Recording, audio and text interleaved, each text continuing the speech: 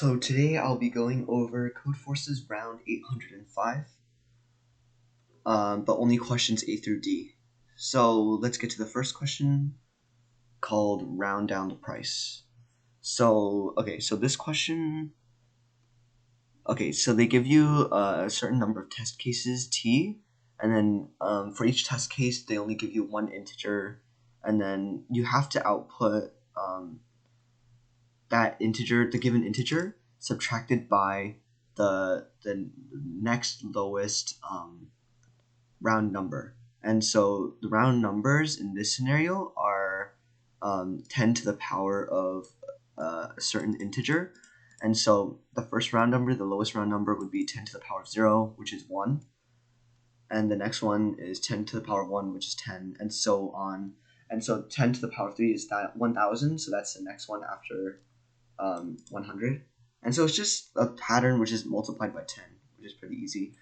And so the way to solve this would be to, so you're given the integer, right? So let's use the third test case.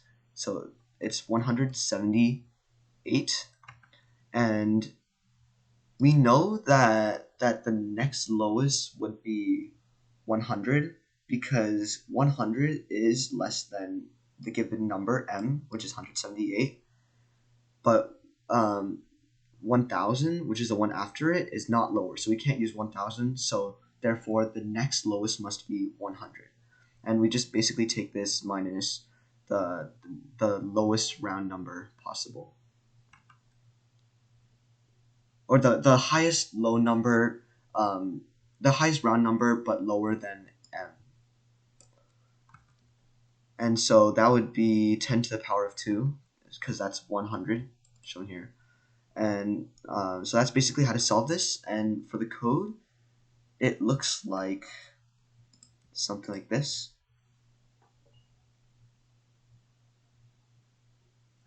So we're given the test cases T, input T, and for each test case T, we input M, up to 10 to the power of 9, because it says here that M would be up to 10 to the power of 9. And then for each iteration, we multiply I by 10, because we want to check each 10 to the power of a certain integer, or 10 to the power of I. And yeah, so as soon as we reach the maximum round number that fits the criteria, and the criteria is it's lower than the given number. So as long as there's a round number that's lower than the given number and it's the maximum, then it'll work. And we can find that by finding if a number is lower than the round number and one greater than that, so the next iteration would be larger than m, and then we just output m minus that number, minus that round number. So now on to question B. Basically, each day we have to calculate the number of days Polycarp needs to remember the string S, and each day he can remember three distinct letters. And so let's go over the first test case. So as displayed here, the first day he will remember the three distinct letters L, O, and I, because so a distinct letter is it's like self-explanatory. So L is one distinct letter, O is one distinct letter, and I is one distinct letter. These two don't count as extra letters because there's already an L over here. And yeah, so that's one day up to here. And then for this, it'll be another day because we have P, O, and then an S. And we don't count this P as one distinct letter because, again, P, the first P is already counted. And so the way we can solve this is by looking at, here, let me get my drawing board here.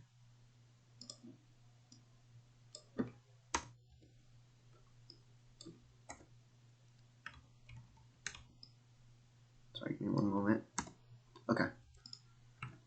And so let's say we have stringology. So for this, we can look at the number of distinct characters, which would be 1, and then 2, and then 3. And again, this is 3 because we count distinct, so O and O would only count as 1, because then 2 O's is not like, it's only 1 O's counts as distinct. And then we have an extra Y, which would count as an extra day because we don't round down. And so the answer would be 4.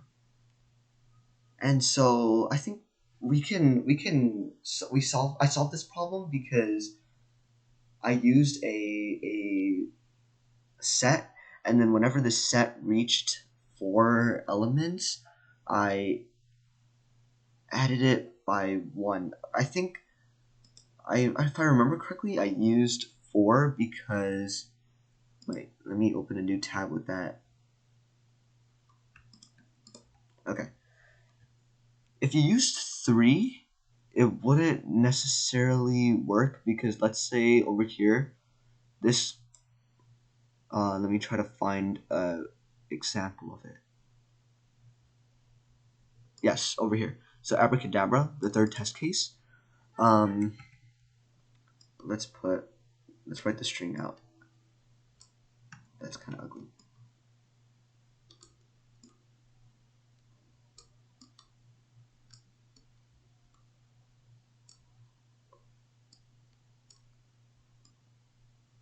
Okay, and then I'll just dot the rest, because then the first couple letters are the only important parts. So this is the edge case where looking for the element of 3 in a set, like the set size of 3, would not work because so let's say we take in A, B, R. So that would be 3, like the first 3 letters of the first distinct 3. So that'd be 1 day. And then, but the thing is, we reach A, and then this should also count towards 1 day. This whole thing should be 1 day because A is still part of that distinct set. So we shouldn't cut off the set as soon as we reach 3. We should cut it off as soon as we reach 4, if that makes sense. And I guess let me first explain what a set does. So a set is a built-in data structure, and then what a set does is you put in elements into that set, and let's say so the syntax would be, let me write it down here. So for question B, a set, so yeah, as you can see over here, syntax would be set and then an element, or set and then a data type, and then set name,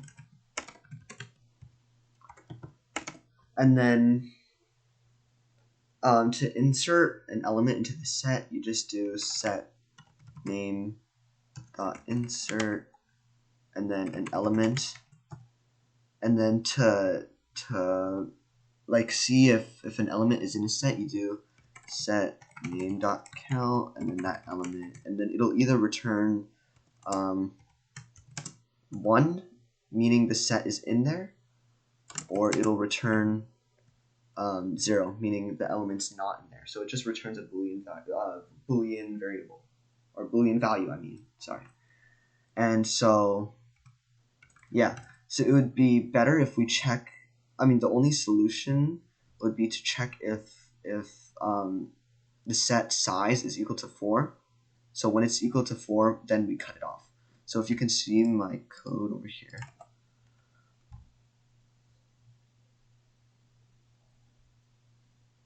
I create the set, and then I insert the elements into the set, and if the set size is equal to 4, I clear it, add 1. So the answer, the variable answer, is equal to the number of days. So when it equals to 4, then I still add 1 to the set, like, so that would be this element. This element still gets added to the next set, but the rest get deleted. And then 1 gets added. And so that's basically what it does. And then if the set size is greater than or equal to 1, meaning the edge case where it's the last iteration, and this if condition doesn't get applied but this does, then let me see. Or no, none of them do. Sorry. If none of them get applied, and then let's say like there's a distinct element in the set. So let's say we have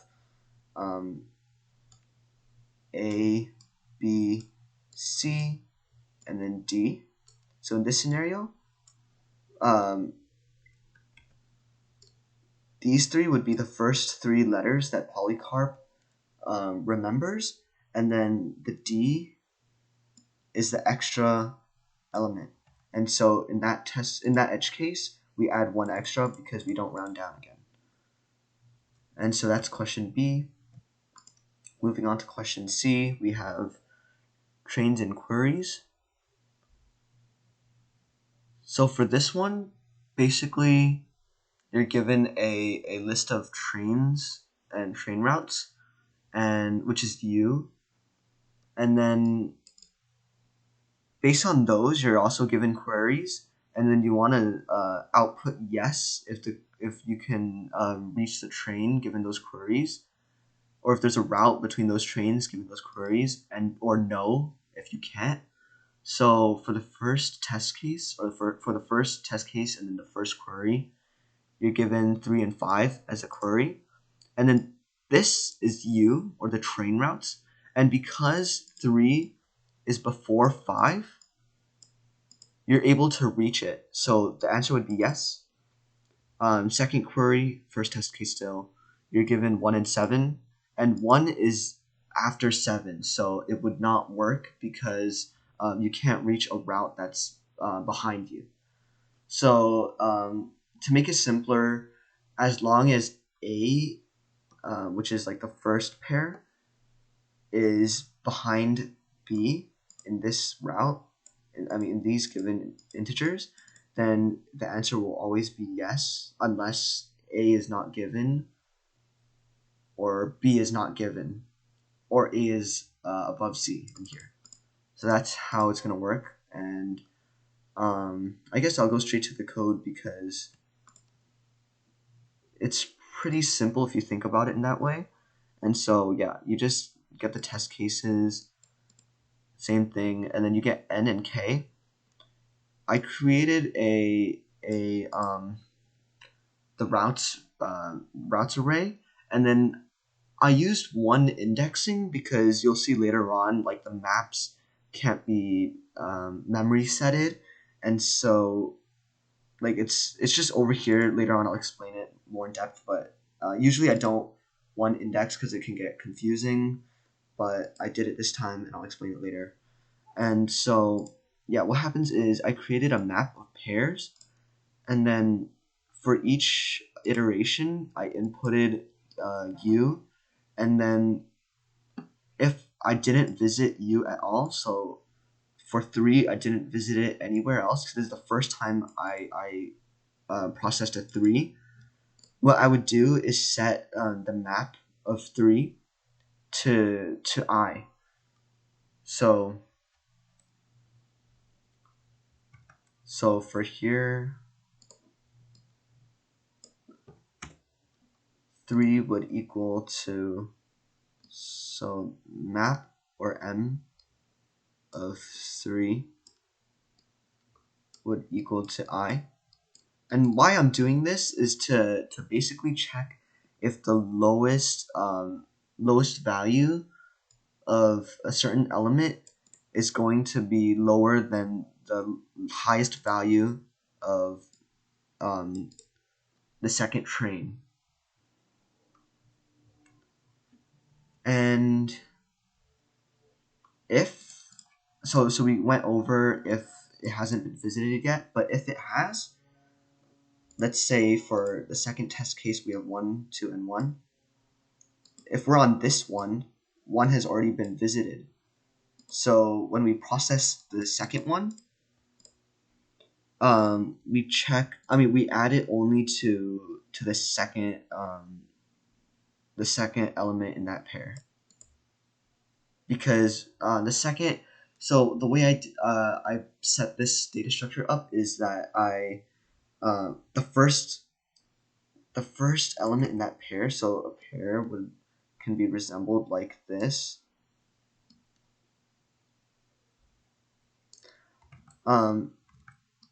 So yeah, the original one would be an index. If we're using one indexing, it would be an index 1.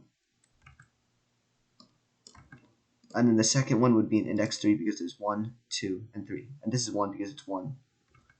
And so this one would be 3. And then so the second pair would always be greater than the first, unless, it would always be greater than or equal to, because it will never be less than, because even if none of them have been visited yet, we've set both to 1. So originally this would be, let me delete this. Yeah, so originally this would be 1 and 1, because we set one, the map of 1, we map 1 to index 1, because this is index 1. And so we map that, and then as soon as we reach this one, since it's already been visited, since u of I has already been visited, then we set the second one, only the second one, to index 3. And when we query, when we do the querying, I basically inverted it. So this syntax, it outputs this if the first condition is true.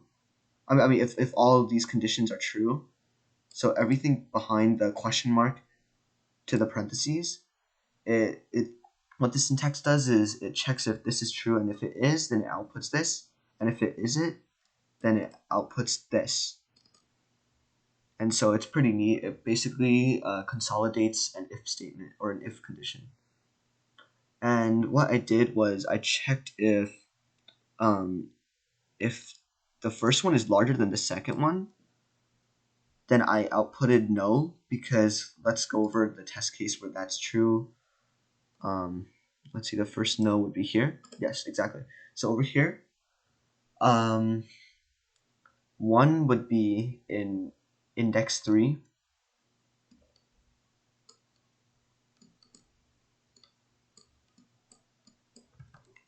While 7 would be in index 1, 2. So 7 would equal index, it's a pretty bad 2.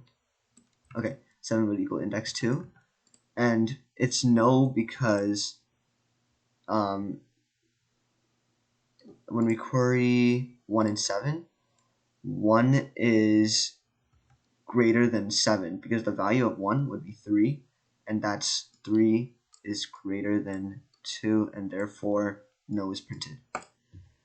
And again, basically all that I'm doing here is checking whether the index at A is larger than the index at B. And for here, 3 is 1, while 5 is 1, 2, 3, 4. And so 1 is not larger than 4, and therefore we can reach the trains using that route. Okay, and for the final problem that I finished, we have problem D. And for problem D, basically we're given a string, and the price of that string is equal to the value of each character, the sum of each value of the characters.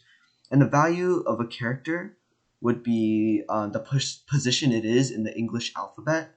So we can basically, let me map every, or the first couple English alphabet letters to the price of it. So for A, it would equal to 1 because it's the first letter in the English alphabet. And then so B would equal to 2, C would equal to 3, and so forth.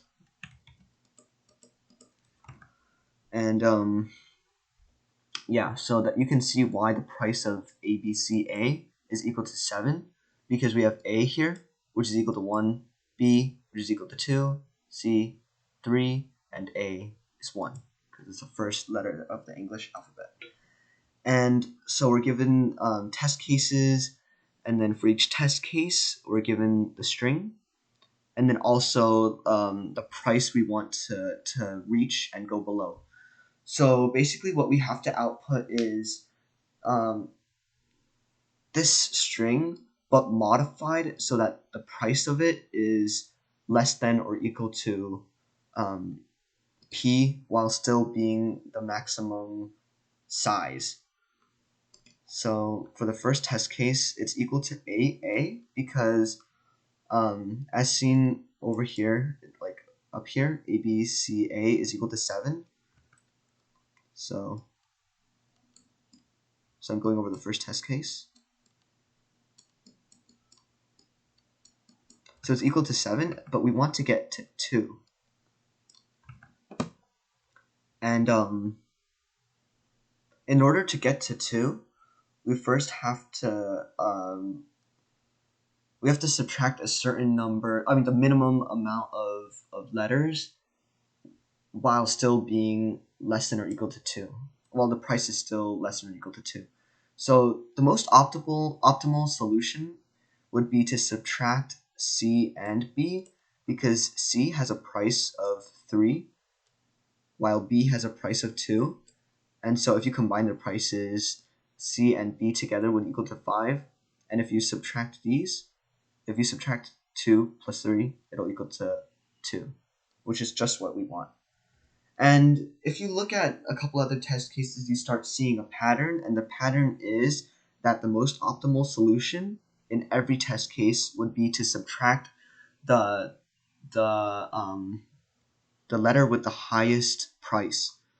So the letter with the highest price, or the letters with the highest price, would be C and B. C and B. If you sort it, I think S and then R and then O. And that's just the recurring theme here. So because subtracting, let's go over the first test case again. Subtracting C would give you, would subtract 3 from the price, and you always want to subtract the most amount. So why would you ever want to subtract A first? Because A would only give you a price of 1, and that's just completely useless, because for every 1 you delete, for every A you delete, you could delete a C, which is 3 more than A. So you should always go for the letters with the highest price. And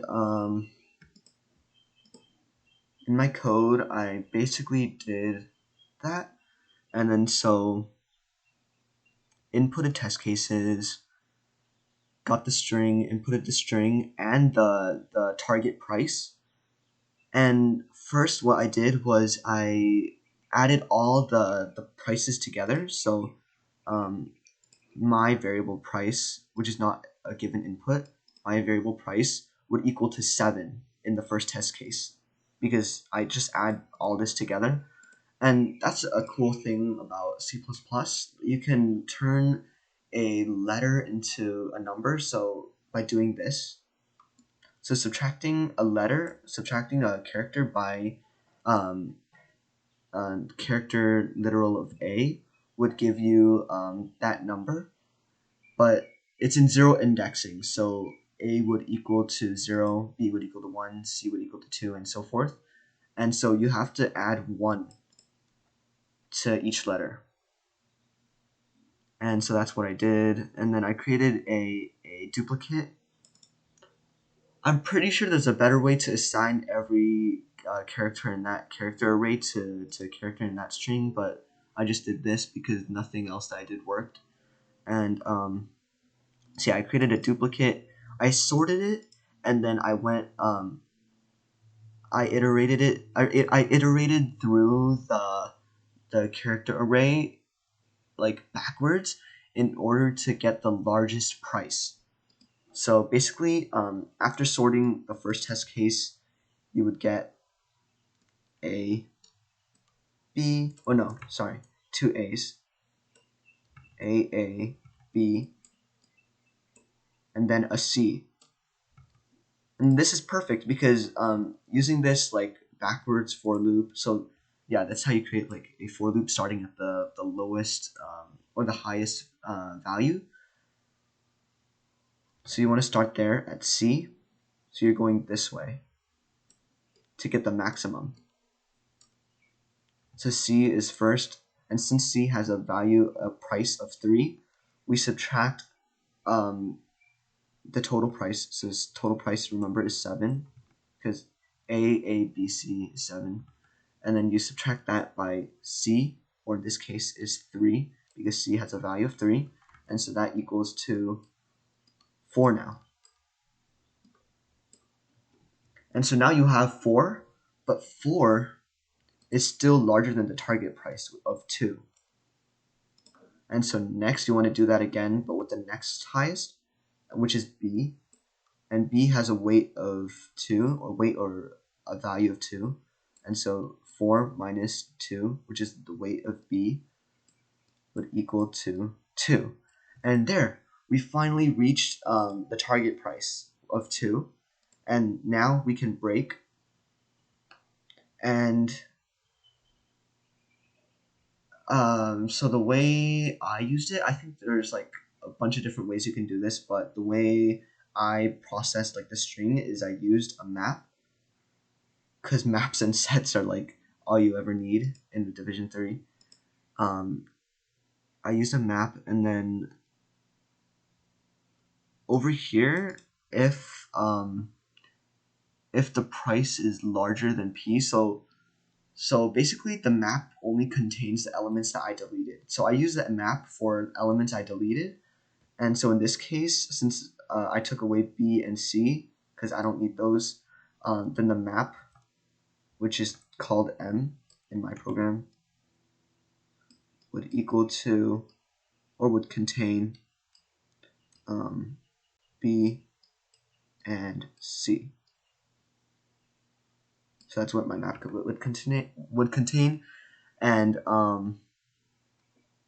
yeah, for every character in the string, A, B, C, and A, I check if the map is larger than 1, and if it is, I lower it and then continue, and otherwise I output that. So to dry run it, we have A, B, C, A. So A, B, C, A, so we run A, because A is the first letter in that string, in the given string. And A is larger than, no, A is not, because then A is not added into the map, because remember, the only elements added into the map are the ones that we delete, which is B and C. So A is not, and because of that, what we do is we just output A.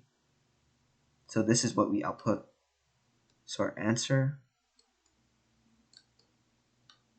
is equal to string literal of A. And then we now go to the next letter, which is B.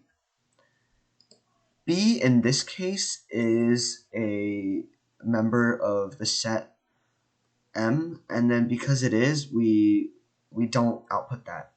So we don't want it because we deleted it. And then now we free up B. It's kind of ugly. And then the next letter is C. Yep. And so since C is also in the map, we delete it, and then we don't output it. And then the next one is A, and because A is not in the map, we can output that. And so the answer ends up being A and A. Exactly. And I guess I'm gonna go over the second test case and that'll be it, because after this it'll make sense. Or I can go over the third test case actually. Or how about the fourth one? Because I think that will be a better way to explain things. So we have Codeforces as a string. Let me delete this. Okay. So we have Codeforces, and then we want to try to get a value or a price of 10. And so if we type that out, let me space it out. Okay. So what we can do is first we sort it. As shown in the program, we make a copy and then sort that copy. And then whenever sorting things, but you're only given the size of like, let's say the string, I typecast, but I'm not sure if you have to. So like I would recommend like doing that just in case, because I think it wouldn't work if you just do s dot size, but I might be wrong. So that's just a little tip. And so yeah, you want to get to the price of 10, but right now Codeforces would equal to 3 plus however many that is, plus however many, plus 4, plus 5, plus 6, and so forth. And so yeah, again, the optimal solution would be to delete backwards. And if we keep deleting backwards, then so if we sort it and then delete backwards, then we get this is the edge case where we get duplicates. And so let's say we sort it, then we end up getting, wait, C, yeah, let me do one more space. Wait, we end up getting C, 2 C's, a D, 2 E's, an F, an O, I believe. Wait. Yeah, an O, and then an R, C, C, D, E, E, F, O, and then an S. Wait, 1, 2, 3, 4. Yeah, I'm missing a letter. Oh, this is a pain. Okay, anyway, oh yeah, 2 O's. So yeah, that's what it would look like. Wait, is it okay? I don't really mind like what goes first because it's basically all the same because they're all going to get deleted. But if we draw that out, so yeah, this is what it looks like if I think it would be sorted. And so yeah, so we map each one, and then so for O it'll equal to 2 because then both of these are getting deleted. So only up to this point, so all of these would get deleted because C plus D is just enough to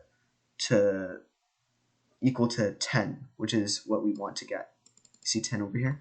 And it's because C is equal to 3 plus another C is equal to another 3, and then plus D, which is equal to 4, is equal to 10.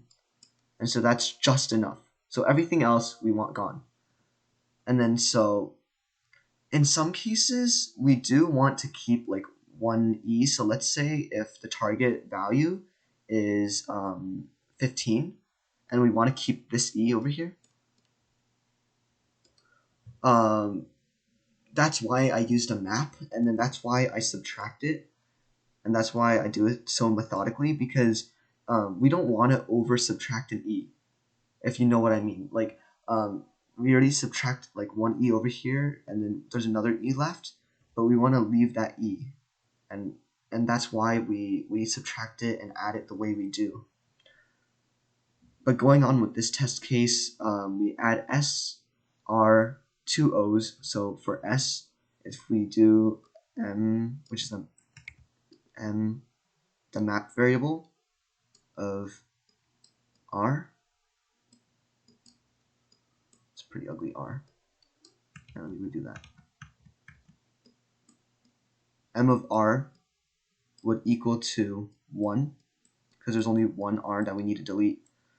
And let's adjust this case. So let's say the new target value is equal to 15. And in that case, we do want to keep this e, like this e over here, because without it, it won't be the maximum string size. And so to keep that e, we basically only, before we would have assigned 2, because there's 2 e's that we need to delete. So we would have assigned m of e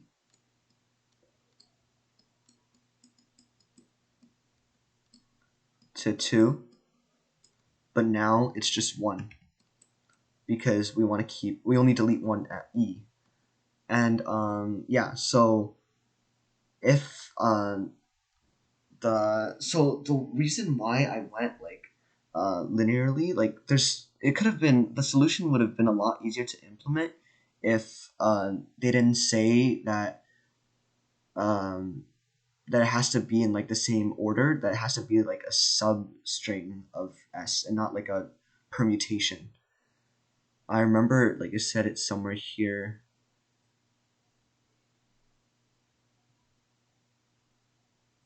But yeah, it has to be in like the same order as it was if you deleted it, and it can't be scrambled. So that's why I had to go from 0 to s dot size and not any other way. And if m of the character is greater than or equal to 1, so we're on this one now. If it's greater than or equal to 1, which it is because this is equal to 1, then we remove this e, and we're left with this e, and we just output that on the next iteration. So yeah, I guess that's it. That's all I solved, questions A through D. If you have any questions about anything, or if I didn't explain something well, you can just comment in the videos. And since this is my first video on this channel, it would really help if you liked and subscribed. And I guess thank you for just watching.